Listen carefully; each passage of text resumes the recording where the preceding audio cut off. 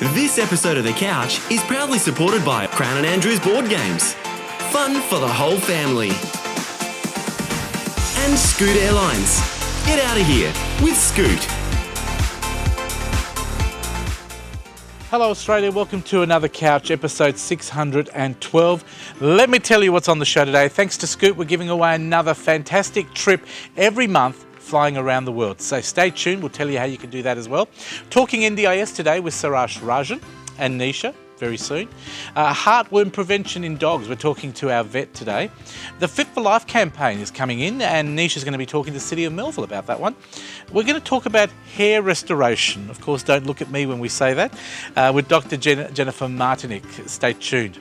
Coloured Spaghetti are back with another fantastic inclusive segment. And then we're talking tech. We're going to look at the new Samsung 9 that's coming out or has come out with our very own tech guy, Mr. Ben Aylett. Big show. We've also got music from Jet, so a little less talk from me. 6:12 starts now. It's showtime on the couch.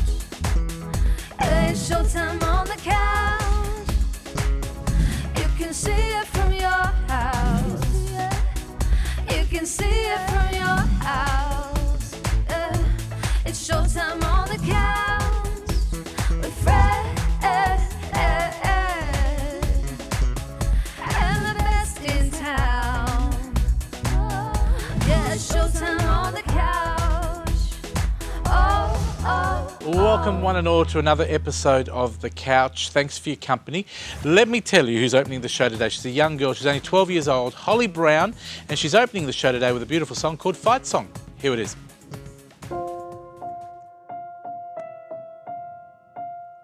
Like a small boat on the ocean, sending big waves into motion. Like how one single word can make a heart open. I might only have one match, but I can make an explosion. All those things I didn't say, racking bones inside my brain. I will scream them down tonight. Can you hear my voice this time? This is my fight song. Take back my life song. Prove I'm alright song. My power is turned on. Standing right now, I'll be strong. I'll play my fight song. And I don't really care if nobody else believes. I've still got a lot of fire left in me. Those are my friends and I'm chasing sleep. Everybody's worried about me. In too deep. Say I'm in too deep. It's been 2 years, I miss my home. There's a fire burning in my bones. I still believe. Yeah, I still believe. All those things I didn't say, racking bones inside my brain. I will scream them down tonight. Can you hear my voice this time? This is my fight song. Take back my life song. Prove I'm alright song. My power is turned on. Standing right now, I'll be strong. I'll play my fight song. And I don't really care if nobody else believes. I've still got a lot of fire left in me. A lot of fire left in me.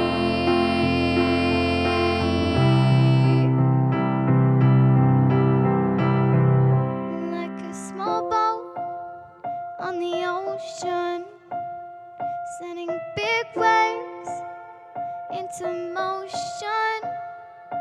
Like how one single word can make a heart open. I might only have one match, but I can make an explosion. Amazing young talent. That is Holly Brown from Jets, and a wonderful song. Only 12 years old, by the way, so great giving young kids opportunity. Somebody else that's giving people opportunity are the NDIS. To talk about that and more, we're talking to Suraj, and with him is our very own Nisha. Over to you. Lovely, thank you, Fred, and very exciting to have Suraj Rajan back on the couch again. Welcome. Good to be back. Now, I understand since we spoke to you last time, there's been quite a few changes in the way in which we fund disabilities in Western Australia.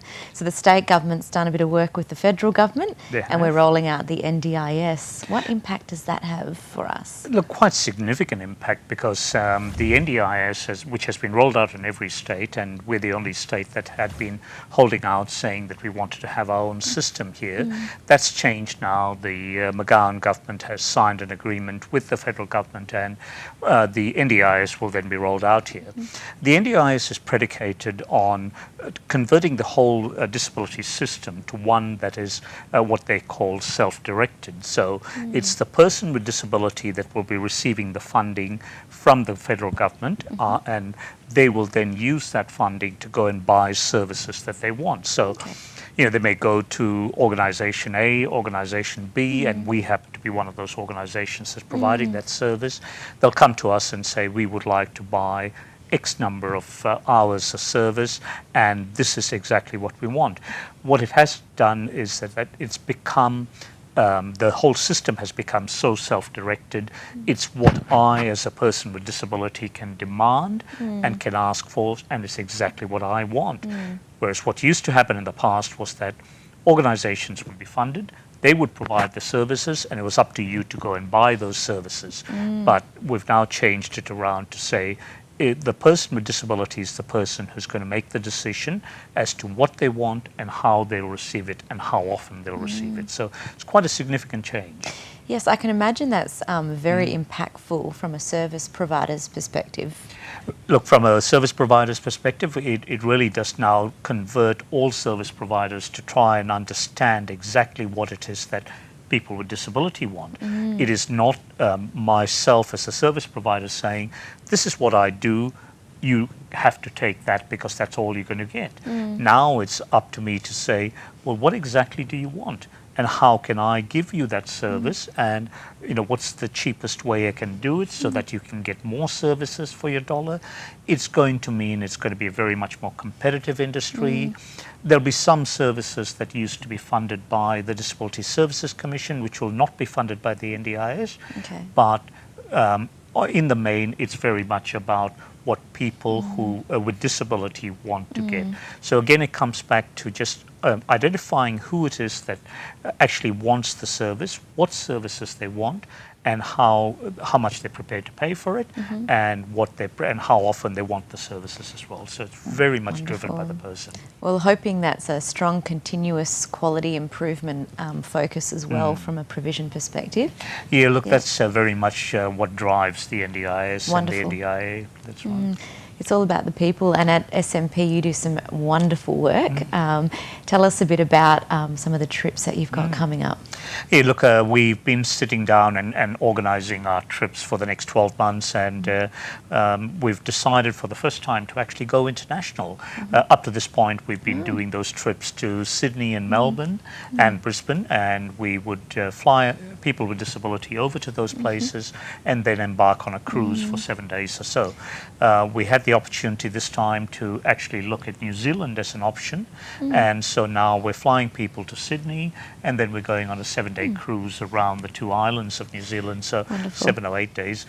So we've got that trip coming up, we've got a trip down south, and we've got a night out in town in Perth, so those 3 will be played out over the next 12 months. But the New Zealand trip, I think, is coming up in about October, so we're starting to get people involved in that. Fantastic. Do you know what? It's not surprising, as I hear you speak, that the NDIS rollout is probably going to be quite fitting from a philosophy perspective to how you run your business, given you're so empowering, taking people on trips and ensuring that they have the opportunity to live a high quality life. Yeah. Look, the basis of everything we do is, and I tell my staff all the time that what we've got to work to is to make ourselves completely redundant. In other words, we have taught the person with disability everything they need to do to be completely independent of any service provider. So the day we become redundant is the day that they have become completely self-sufficient and therefore don't need us. And that's what we need to work towards. But that's the long-term aim. Brilliant. Now, you are growing as well, so I know you've got over 60 staff now in a new office. So just quickly, let us know about the office. Look, up until recently, we've had offices in Coburn, in Gosnells, and in Rockingham. We've just opened an office in Mandurah, and Mandurah is quite a growing area in a number of areas, but also particularly in the retiree market, and we're finding also people with disabilities in that market can access our services. So, yes, so we now do have an office in Mandurah. We've been running that for about 3 months and things are going really well there. Wonderful. It's always a pleasure having you on the couch, and there's lots more that we could talk about in the disability sector as well, but perhaps you can come on the show again soon. Well, we'd be delighted to. Fantastic. So tell us a little bit about where we go for information if we want to find out more. Look, the easiest way is to access us via the either the internet or Facebook. If you went online, you just have to look for www.smp.org.au. Wonderful. And we're on Facebook and so on. So easy way to find it, and all our contact details are there as well. Brilliant. Thank you so much. Thank you, Nisha. Looking forward to hearing more about the trips, particularly when you get back, but more of your insights into the disability sector as well. You're very attuned. So thank you so much. Now, if you've missed any of that, of course, you can go onto our Facebook page, thecouch.com.au as well. But for now, it's back to you, Fred. Thank you very much. And Sarash, can I just ask, what dates do you think will be going on the cruise? October, the New Zealand cruise is booked in, I think, for about the 15th of October. Perfect. So you're just about checking your diary to Well, see I am, whether because you're I've got available. gout. I've had gout this week, so I'm hoping that classes me as suitable. But I'm thinking me and Nisha could be maybe your cabin class, maybe first class passengers. Oh, look, that would could be look after all the guests. We'd be delighted to have you I on know there. how busy you are. You obviously can't go. So keep me open, with all the Always happy to information. have Absolutely. Thank you very much. And of course, we'll have him back, Sarash Rajan, fantastic West Australian. We'll have him back on the show in the next month or so, and we'll keep up to date with what's happening with his organisation and those cruises as well. We're going to take a break. We're going to talk about deworming dogs and more, and we're going to tell you how you can win a trip on Scoot. Stay tuned. You're watching The Couch.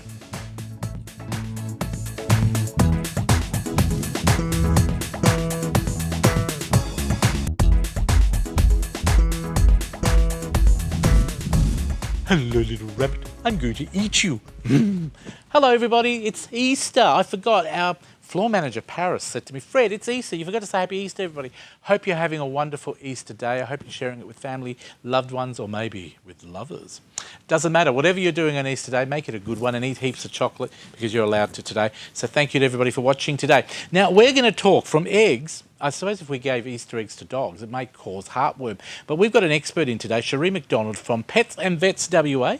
Welcome to the couch, Cherie. Thank you. Thank you for having me. Why can't dogs eat chocolate, by the way? Because the way they metabolise it basically can result in them going into seizures and that kind of Really? thing. So it's quite dangerous, yeah. Well, not good. So you know your stuff. You're from Pets and Vets WA and you're a vet. You're I am. quite a young vet.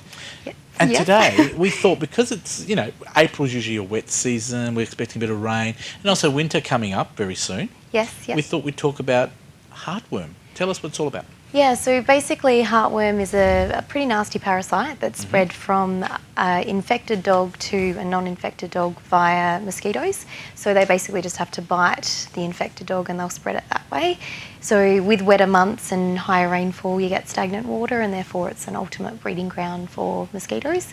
And then basically it is really easy to prevent heartworm, but it's Really? unfortunately quite tricky to treat. So how do you diagnose it? How do you know if your dog has heartworm? Yeah, so there's a simple heartworm test now that most clinics will have in stock, and you basically just come in, get a simple blood test, and we can give you a result within 20 minutes. So before we go to the vet, Yeah. how would I know at home, oh, my dog's not well, what symptoms would I be looking for? So symptoms of heartworm are lethargy, so really tired, coughing is a really common one, basically exercise intolerance, so if they're going to the park and after 2 You're minutes... describing me. I'm thinking, are you doing that? If you have heartworm, no. Have I got can humans get heartworm? It is possible, but very rare, and it doesn't eventuate to the serious disease that it causes in dogs. Being tired, Yes. I mean, we all get that. So if your dog's pretty lazy, Yes, generally, is it easy to pick up? Like, you know there's something definitely wrong with the dog? It's definitely easy once it's got to the advanced stage. The problem is once it's got to that stage, it's very difficult to treat and can be Really? fatal. So it's better to prevent it in the first place to even, let it happen. Do we know any statistics, how many dogs suffer from heartworm a year roughly? Yeah, so basically it depends on the area, but it is shown to be in about sort of between 3 and 5% of the population, the dog population. It's quite high, isn't it, really? Yeah, definitely. So as good pet owners, and when we love our dogs and they're part of the family, what should we do? We take them down to the vet, or we come down and see the vet and get the test ourselves? Yeah, so basically the best thing is to come down, request the heartworm test, and we'll just quickly take a blood sample and give you an answer basically within 10 to 20 minutes whether they have got heartworm or not, and then we'll get them on prophylaxis. So you don't just give your dog Advil or Panadol or anything like that. You've really, No. because it's really important, because a lot of people think they don't get it. You can't give pets the same treatment that we would have for pain or stomach Absolutely. problems. So best to Yeah. go and get the advice from Pets and Definitely. If you're SWA. ever in doubt, it's worth coming down, having a chat to any of our staff members, and we can advise you what's safe and what's not safe. So what's the usual treatment for the dogs that you can help? So basically, they have to be hospitalised. It will range from, in a mild infection, basically an antiparasitic treatment. That can be an injection under the skin or an oral treatment or something like that. But in really severe cases, they actually need surgery to remove those worms from the major vessels around the heart, which is, you can imagine, very dangerous. Is it very painful? Do you know? I mean, obviously pets don't talk, but there must be ways. They must, unless if they start to talk, then you've got problems. But, is there a way, like as a vet, Yeah. do you know when animals are suffering with heartworm? I guess it comes down to those clinical signs. So Just the if symptoms. they do have coughing, if they do have exercise intolerance, if they're having Maybe breathing they- issues, that they kind of don't thing. eat? Yeah, they can be off their food if they're really lethargic. So the main thing is if they do seem a little bit off in themselves, and owners know their own pets more than anyone, then bring them down and we can check them over. And it might be heartworm, it could be a range of things, but it's just important to make sure that they're prevented against heartworm. Now, for them to come and see you at Pets and Vets, Yes. where are you located? Where can people come to you? So I'm at Lathlain Vet Clinic, so it's just off Warong Road there, and we've got 2 main full-time vets and then 2 part-time vets, and come on down We've anytime. got your website up at the moment. You might want to give that out. Yeah, so it's petsandvetswa.com.au, and you're welcome to go in there for any further information, and by all means give us a call at Lathlain on 947044. Hey, we're not finished quite yet. Oh, sorry. Because I want to know. It's all right. I want to know, what else do you do at Pets and Vets? Tell us why we need to bring our pets to you. So basically, everything ranges from, the routine vaccination, obviously getting them on the right intestinal worm and heartworm prevention, and then it goes full spectrum to all sorts of surgeries. So we do a lot of soft tissue surgery procedures, cesareans, all that kind of thing. So we can basically help you with anything you need. Now, you guys are linked to Rick Fenny, of course, the Yes. guy who was very well known for a very special dog, wasn't it? Blue Dog? Yes, Red Dog. Red Dog. Red sorry. Dog, I yes. call yeah. Blue Dog's the new one, isn't it? Yeah, I think so. I always get confused. Blue Dog, Red Dog. Yeah. Now, you guys are all linked. I think he's part of the organisation with you. Yes. So do you get to meet him often? Yeah, quite often Rick will pop in and check on how everything is going, and particularly our headquarters are based in Vic Park, so he's often over there touching base with everyone, and he's got quite a few clinics He's across very Western passionate Australia. about animals. He is, yes. And do we need to start booking with heartworm, or you guys deal with anything to do with pets, and you also deal Yes. with cats and birds and all that sort of thing as well? Birds, rabbits, guinea pigs. What's the worst animal? Like, what about a fish? Do people bring their fish to you? Oh, I've not had a fish. I've given fish advice, but we've never You've had given one brought fish in. advice? Yeah, no, personally, we've had a one-on-one. I was going to say. No, Okay. we've had people come in and ask for advice on things, but no, I've never had to do fish surgeries or anything like that. So Because what would you do? I mean, if I was a vet and someone brought a goldfish to me, I'd Yes. say, just flush it. I'll buy you a new one. No, some Because people child love probably their loves that pets. fish. They love their pets, don't they? People Yeah, love their definitely. pets. And you guys are really important because you save our pets. When we come to you, we want you to look after them and all that Yeah, sort of thing. definitely. So we need to come into Pets and Vets. Now, the other question I wanted to ask you, and I sort of talked about it off air, have you ever been in a situation where an emergency has occurred with a human and people will ask you, oh, look, my leg's not too good. Can you help me, doctor? And do you Dr. tell them I'm a vet, but I can sort of... I look? don't, and I've never had that situation occur, which I'm quite grateful for. But in terms of what I would do, I mean, I would definitely assist, and I've done first aid courses and that kind of thing. But I would definitely be like, I'm a vet. I'll help as much as I can, but then I'm out. Because you would say you don't tell people you're a doctor, do you? Because they get confused. I don't like to put it on my plane ticket because if there was, a heart attack or something, I don't want them to be like, oh, that lady. Now, in see, I aisle used to 3. do that.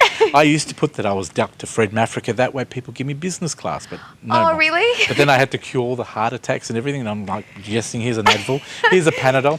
They're telling us I've got to wrap it up. Give us again your Sure. website one more time if people want to come and see you. So petsandvetswa.com.au, and you can always give us a call as well if you need any advice. And she's incredibly lovely. I'm sure we're going to have her back on the show. I'm going to give you an Easter bunny. Oh, thank you so much. You can actually eat that one. Delicious. You don't have to save it. Oh, Thank you very much. It's wonderful to have you here. Now, somebody else that's wonderful to have here is Scoot Airlines. They are amazing. Let me tell you about Scoot.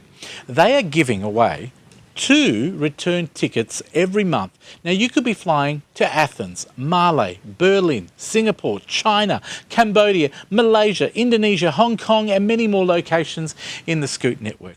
Now, how do you enter? It's very easy. All you have to do is send us an SMS to 0439 929 929 with the code word. There it is. It's Scoot, SCOOT. And for those people who don't SMS, you can also email us at scoot@thecouch.com.au. Every month we will pick one person and we will ring you. If you pick up the phone, folks, that's pick up the phone and say hello or hello or hello. Whatever you want to do, we will talk to you. And if you just say, hi, Fred, it's Fred from the couch, whatever you want to say, you could win a trip to anywhere in that network. So it's very simple. It's very easy to win. What are you waiting for? Take the flight, Scoot, do something different. Thank you very much, Scoot, and we want you to SMS and email us right now. I'm not leaving.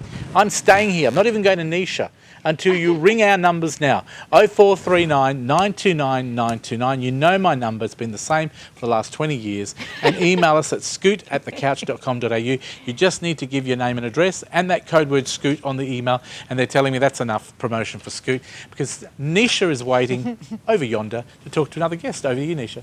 Thank you, Fred. Gosh, I want to go on one of those flights. It's very exciting from Scoot. But we have a very exciting guest here from the city of Melville. I'd like to welcome to the couch Janet. Now, you are now I have to remember this beautiful title. You're the Healthy Melville Coordinator. And that's right, I did say Healthy Melville Coordinator. Yes, that's correct. Yes, it's aspirational. It's wonderful. So you're very proactive at the City of Melville. You constantly have lots of campaigns and a lot of wellbeing activities. But today we're talking specifically about our older adults and some ways to engage in healthy lifestyle options. Yes, that's right. So our program is called Fit for Life, and the objective behind it is to try and encourage older adults, people from sort of middle-aged onwards, to make physical activity part of their daily routine. And the reason for that is that it is paramount that people continue to exercise as they age, because about half the physical decline associated with ageing is actually due to inactivity. So it's because we're not using our bodies as much as we should do. Absolutely, and I guess the psychological as well as the physical well-being is really important as we age. So we often focus on physical activities, but they actually bring psychological benefits as well. Yeah, that's definitely the case. And also it reduces isolation, because a big issue with ageing is that people do become socially isolated, and especially when their partner might pass. So it's very important to keep connected with the community to maintain mental health and well-being. And of course, we know that physical activity increases chemicals to the those feel-good chemicals to the brain. Oxytocin, the cuddle hormone, and I can see on the Absolutely. screen there is a video that you've put together promoting the campaign. Tell us about the importance of the video.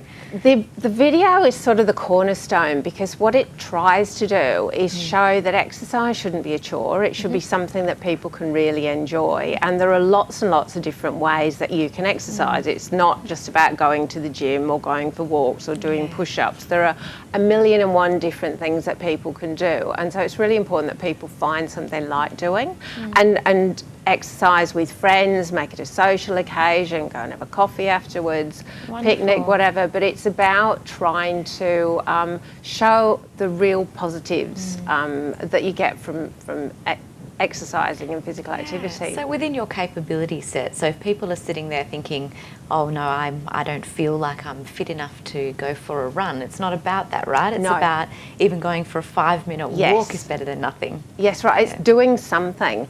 And look, we always say to people, before you undertake any new exercise, just get a checkup with your GP to make sure that everything's okay, because that's important as a starting point, and then you know what your capabilities are. Wonderful. But often people that have chronic disease that might cause pain, such as arthritis, the benefits from exercising are enormous. It can increase mobility, it can make them more flexible and build muscle strength. Did you know I love these did you know facts. that from middle age, if we don't exercise, we lose about 3 kilograms of muscle every 10 years. Which Wow, is I didn't know phenomenal. that. No, I didn't know that. Goodness me. Am I middle-aged yet? I'm not sure. I'm not going to say my age. Well, no, you're not. But having said that, it's really important, because we can build muscle. Yes. So just because we get older doesn't mean that we don't build muscle. So with the right sort of resistance exercise and strength exercise, you can build muscle. But it's actually a mind-blowing statistic. It's a lot of muscle to lose. It is, and like anything, if you see it on a continuum, the earlier we start to be proactive. We have another lovely lady that comes on and talks about brain fitness, Dr. Jenny Brockus, and I think what's really important I'm hearing here is the council, the City of Melville, are being very proactive in promoting these programs so that people get started earlier rather than waiting until they hit a point. Oh, definitely. Where they need to work even harder. Yes, because it's about, maintaining independence, maintaining connection with your community, and getting the most out of retirement and getting the most out of life. And we hear stories where people in their 60s and 70s are probably fitter than they were in their 30s and 40s because they've got the time to exercise. Absolutely. And certainly one of the ladies that we met, she's late 60s, and when I met her at the gym, like seriously, she's got the best biceps I've ever seen. Yes, I'm looking it's a around shame thinking, oh my goodness. It's the sort of stereotype that we have in our head is quite wrong. It's a myth that you can't be fit as you age. It really is, and it's so really important. Sorry to interrupt, because we're okay. winding with some time here. Is some tips is for people to get on your website. Yep. If they're a City of Melville member. Yes. Oh, live in well, the facility, no, regardless, because there's still lots you can do in the City of Melville to keep active. We actually do run free Active in the Park programs that are open to anybody. We're not, it doesn't matter if you're a resident or not. We just want to get the world exercising, get Australia exercising. That's fantastic. You're making WA smaller, 1 bit at a time. Great. So in terms of getting engaged on your website, any other ways to make contact, or any final, call outs to the audience? Well, I think the website's a good place to start, and there's a lot of information on there, and you can get lots of ideas about things that you can do to keep active. And as I say, it's not just about going to the gym. There's 1,000,001 great ways that you can keep fit and active and maintain health throughout your life. Wonderful. Thank you so much for joining us on the couch, and we'll look forward to having you back very soon, hopefully, to talk about more of your proactive programs. I'd love to. Thank you, Nisha. Okay, we'll see you very soon. If you've missed any of that, of course, you can find it on our Facebook page or thecouch.com.au. But for now, it's back to you, Fred. Thank you very much, Nisha. And it's always nice to have someone that exercises a lot doing these interviews, and of course Nisha's one of those. I think you should take her with you for the Fit for Life campaign. She's just amazing. For 74, she looks good. And as you can see, I obviously stopped a lot. Other treatments I have happening. not. And I think I have to question the myth. Apparently, if you don't exercise, you lose 3 kilos of muscle. What happened here? I haven't exercised for 20 years. Anyway, thank you very much. Melville City doing a wonderful job. Thank you to our pets and vets as well. We're coming back after the break. We're going to try and fix our hair, me and Nisha. See you soon.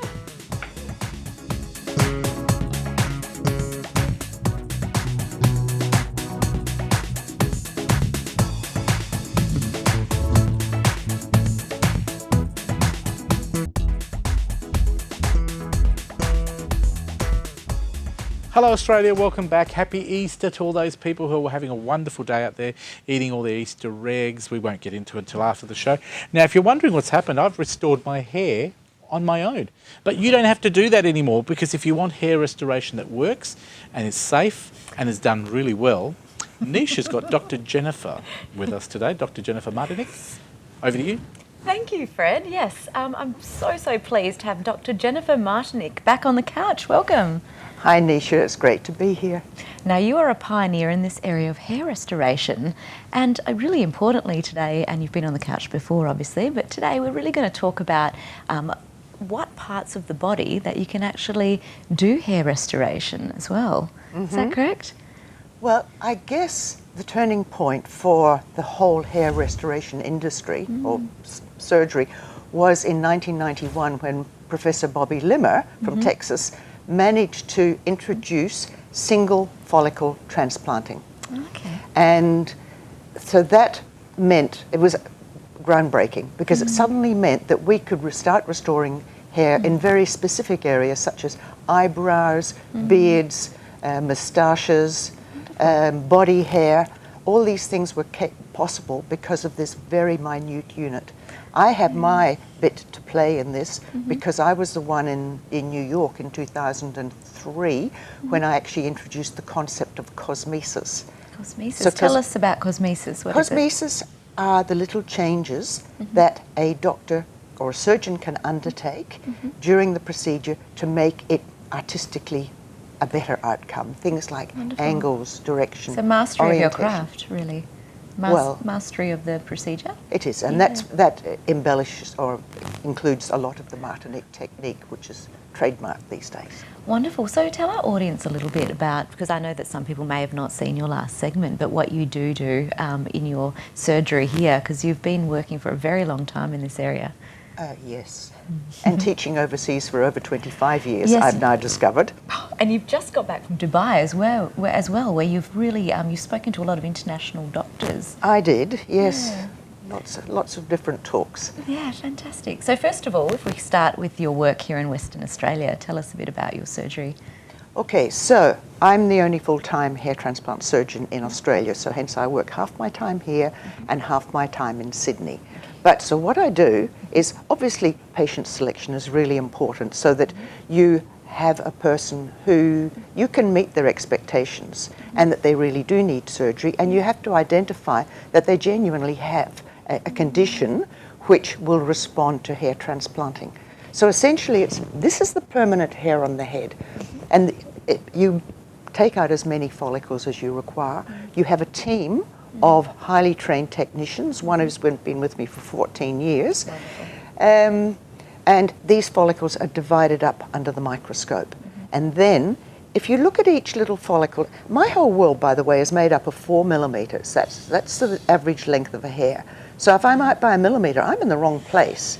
So these staff are dedicated to helping me. And you look at the hair, and every hair, even with a person with the straightest hair, actually has a little curl to it, and it has a little oil gland on it. Yes. And it's got a little bit at the bottom called the dermal papilla. Okay. And so each of these bits is really important in regenerating a new hair when you actually transplant it. Obviously, with live tissue, you have to protect it from the atmosphere when you take it out, so it stays in chilled saline with special additives. And you must get it back into the appropriate part of the body within a short space of time. So the importance of your fine surgical skills certainly is why you were, I think, asked to go to Dubai recently. Tell us about that. well, I spend quite a lot of time on the international lecture circuit, more than my husband would like me to. So I am trying to cut back, but I still keep on getting invited, which is very pleasant. I seem to be able to get my message across to the doctors, and so therefore they keep asking me back. But I was talking about, again, artistry again. I was talking about patient selection, how to conduct a proper medical consultation. Because the medical consultation is the most important time that the doctor actually spends with their patient. Yes. That's when the patient is trying to get information and you're trying to educate them. And it's not just a matter of one size fits all. It has to be that you're actually looking at what the patient requires, looking at what's available in the donor site, trying to get at these, psychologically, you're trying to get into that patient mind what would be acceptable to them, and then you have to point out the drawbacks. And if you if what the patient wants and what you can offer are much the same, then you're going to have a happy outcome. If they are not, you certainly shouldn't go ahead, because you're not going to make that patient happy. Certainly sounds like a very comprehensive and very ethical, informed approach that you take, which is really important if you're looking at any medical procedure. We always run out of time, unfortunately, but where can people find out more in terms of your services or just more education and material? Well, there is my site, which is called www.martinique.com.au. Sorry about that. And there is also the International Society of Hair Restoration Surgeons, which is called www.ishrs.org. Wonderful. Thank you so much for joining us on the show. I'm sure you've provided all of our audience with a lot of great information, and also the places to look for more information as well. So if you've missed out on anything there at all, of course you can go to thecouch.com.au, our Facebook page, and you can get Dr. Jennifer Martinique's details from there as well. But for now, it's back to you, Fred. Thank you, Nisha. Looking pretty good, don't you reckon? If you want it done right, contact Dr. Martinique, because you don't really want it to look like this, do you? They do an amazing job. Now, somebody else that does an amazing job is Michelle Varley from Coloured Spaghetti, and she's over here, and I'm going to throw with my hair over there. Oh, it's gone. Oh, thank you, Fred. And welcome, everyone, to a brand new year of Coloured Spaghetti. Today, we're going to be doing some Indigenous sand art, which I'm really excited about. So remember that Coloured Spaghetti is all about giving families ideas of ways that they can spend time with their kids. And of course, the important thing about Coloured Spaghetti is that we love to include kids of all ages, all abilities, and all cultures, because we know how much we can give each other and learn from each other. So it is with great pleasure today that I introduce to you Evelyn McKay. Kaya Wanju. Evelyn? Yes, Kaya. Oh, did I say that right? No, that's fine. That's it. That's good. It's lovely to see the Noongar language being introduced more in our schools, because of course it does show respect for the culture and makes the kids feel included. So that's really good. Evelyn, tell us a little bit about the organisation that you work for. So we're called Be My Kura. Be My Kura means be my friend or be my brother. And we are a support group for kids with autism and other disabilities. In the community, we raise awareness and culture, and we just want to be included. How fantastic. Because everybody, whatever culture, whatever colour, are affected by autism. So what kind of activities do you give to your clients to show support for them? So we run monthly meetings for the carers, and we talk about, NDIS and other stuff like that. Yeah. And also we do activities during the school holidays, and we also have a partnership with Cahoots, which is a kids camp. So we very excited because we get to go camping and do lots of exciting stuff there too. Fantastic.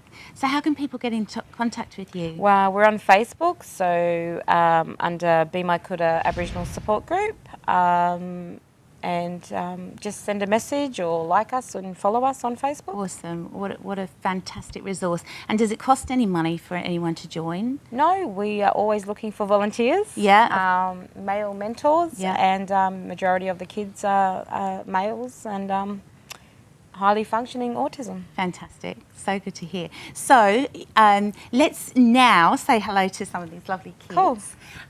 We're going to start over here in the red T-shirt. Oh, you've got a very cross face, but I'm just going to say, you're not going to talk to me today. That's okay, because Dan was feeling a bit shy, and I said to him that's absolutely fine. If he doesn't want to talk to me, then that's fine. But this is Daniel, and we're so thrilled to have you, Daniel. I know he loves Star Wars, and he loves red. That's why he's got the red coloured spaghetti T-shirt. All right, so who have we got here? I'm Lachlan. Hello, Lachlan. How old are you? I'm 11. 11, and tell me what you're into, what kind of things you like to do. Well, I like playing with Legos and playing on my computer and just playing with my friends. Fantastic. Well, welcome to Coloured Spaghetti. We're really glad to have you here. Well, thank you. I'm happy to be here. That's great. Okay, let's move over here. Oh, we've got another shy person. Who's this? Can you say your name?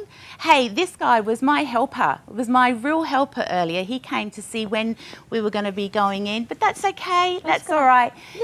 This is Lockie, and he's a bit shy too. That's okay. That's all right. All right, who have we got here? My name is Callan. Callan, and how old are you? I'm 11 years old. 11, all right. And tell me something that you're into.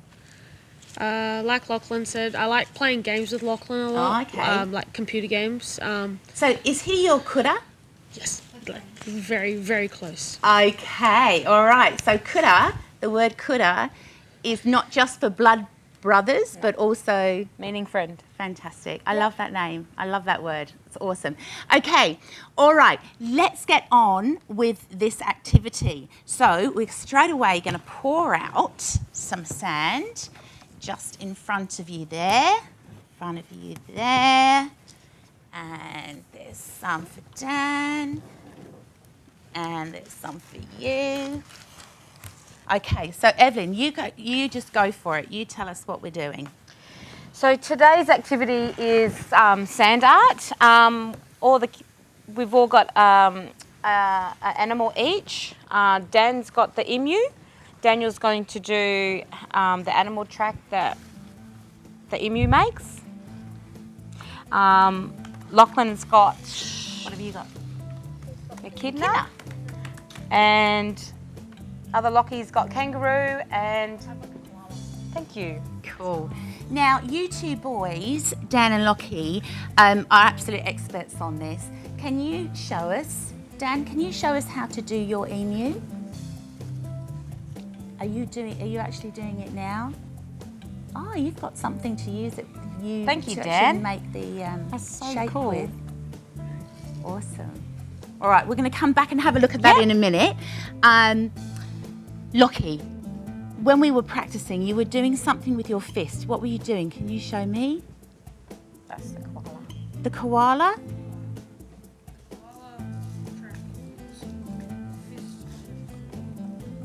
Yep. Ah, okay. The fist and 4 dots, and that's the koala. Okay, what have you got? You've got kangaroo. How's that work?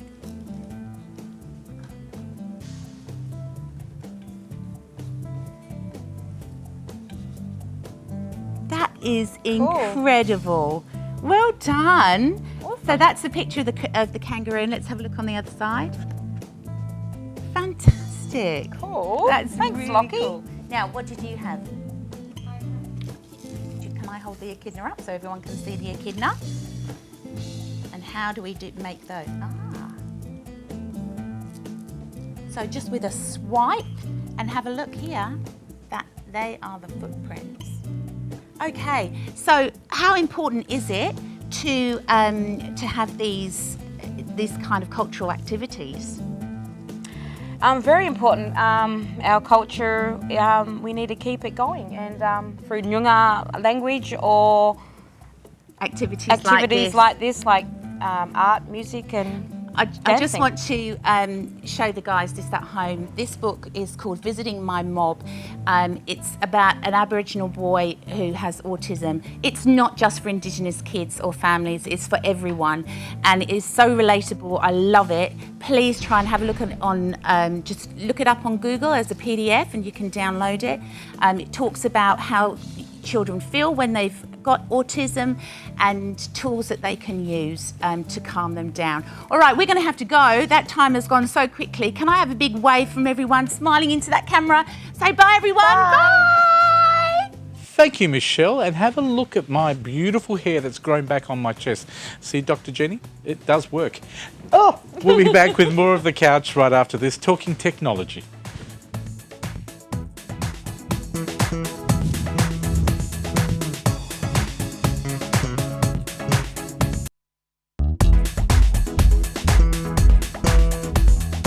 Welcome back to The Couch on Aurora Television on Foxtel. Thanks for your company. Happy Easter to everybody as well. I hope you're having a wonderful Easter day.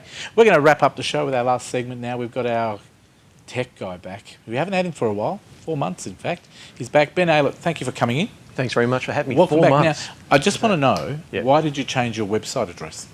Well, I just found it was probably locking me into a certain area. So I'm doing more than just wireless technology and helping people with computers.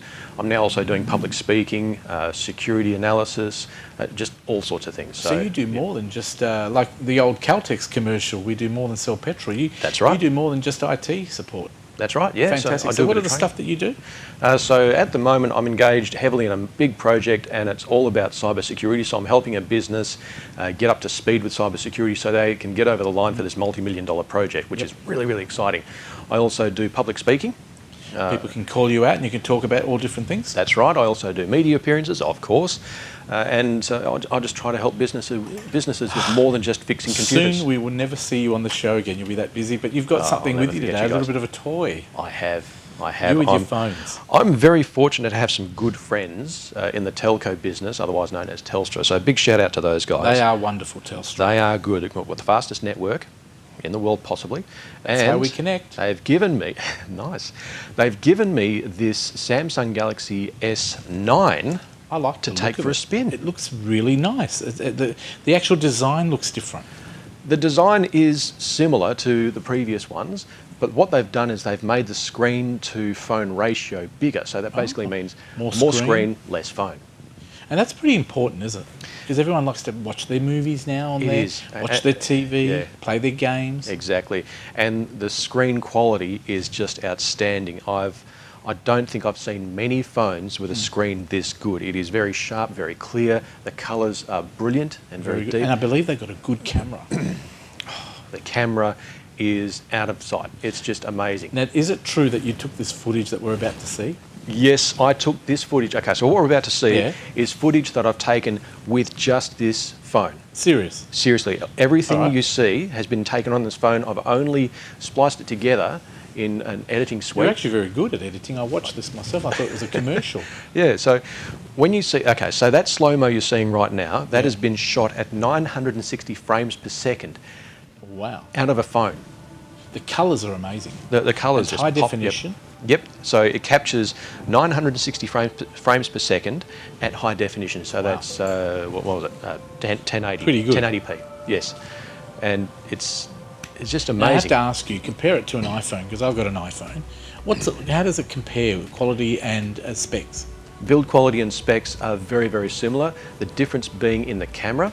So the Samsung Galaxy S9, in my opinion, is a better camera than the iPhone And X you know what? or It's the iPhone always 8. been the case. They've always said the camera was better. Yep. And is it the sort of thing that you'll never use? Because I know I've got a lot of facility or features on my iPhone. Yep. But I'd never ever use them. Are Right. they making it easier for people to know how to use these phones, or is it hard to find out?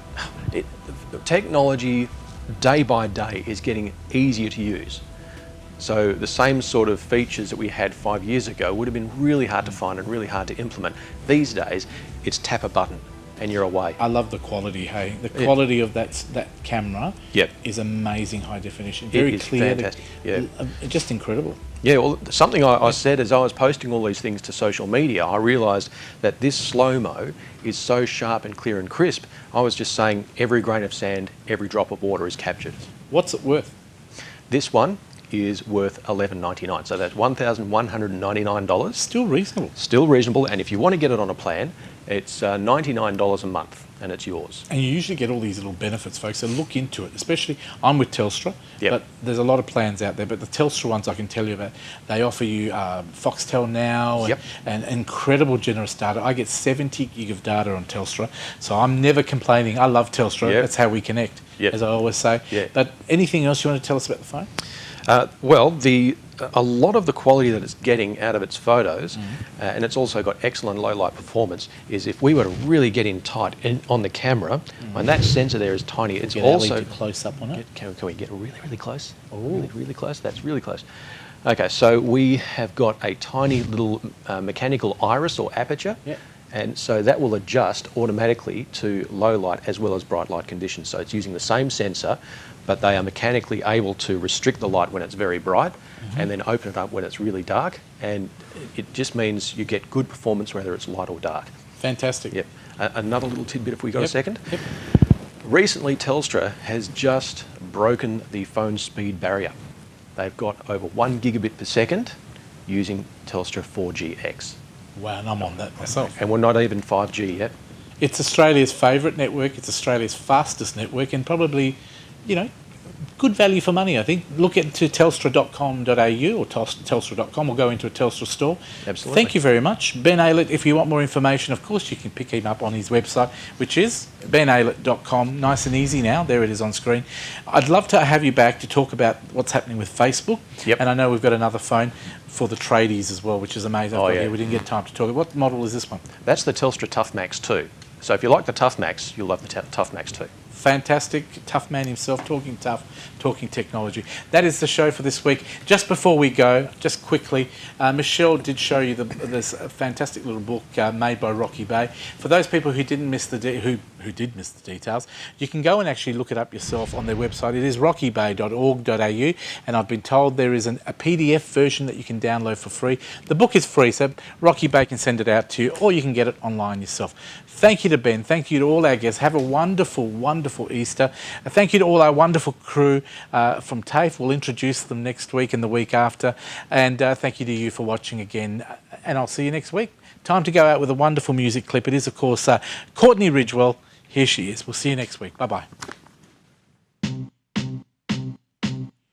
I remember when I lost my mind. There was someone so present about that place. Even your emotions had an echo in so much space. And when you're out there without care, yeah, I was out of touch. But it wasn't because I didn't know enough. I just knew too much.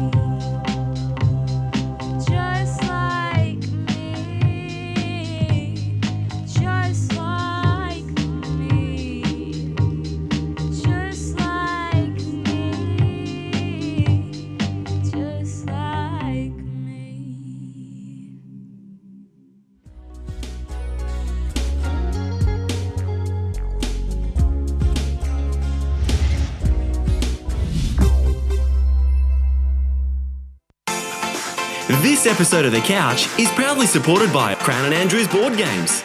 Fun for the whole family. And Scoot Airlines. Get out of here with Scoot.